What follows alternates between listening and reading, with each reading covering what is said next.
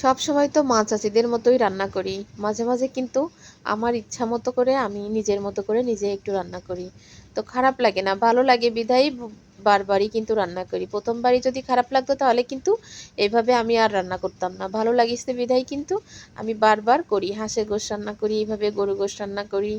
আজকে এই যে লিয়ার রান্না করলাম এইভাবে, অনেক ভালো লাগে। তো পেঁয়াজটা আমি একটু হালকা ভাজি দিলাম, পুরাপুরি বাদামি কালার করে ভাজি করলাম না, যেহেতু এগুলা দিয়ে সাথে একটু ভাজি করব। তো পেঁয়াজটা আমি একটু হালকা ভাজি করে সাথে কিন্তু এইখানে মুরগির গিলা, কলিজা, মাথা, ফুল, তারপরে হচ্ছে ৩-৪ পিস গোশ দিছি। ছোটো ছেলে তো এগুলো কিছুই খাবে না, ওর জন্য গোশ দিছি, মনে হয় ৪ পিস গোশ দিছি। আলু ছিল না, কাঁঠালের বিচি দিছি। আসলে অনেক সবজি আনতে হবে, আলু আনতে হবে, কাঁচামরিচ নেই, এগুলো আনতে হবে। ইনশাল্লাহ কালকে সব কিছু নিয়ে আসবো। বৃষ্টি হলেও কালকে যাব, বৃষ্টি না হলেও যাব। আর ওইখানে ডিম আর কলিজাগুলো উঠায় রাখিছি। এগুলো একটু সুন্দর করে ভাজি করা হয়ে গেছে। এবার কিন্তু মশলা দিয়ে দিছি।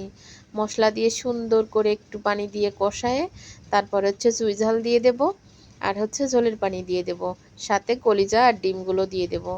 আসলে রান্নার স্টাইল কিন্তু এক এক সময় এক এক রকম করে, খেয়ে দেখেন, ভালো লাগে কিন্তু।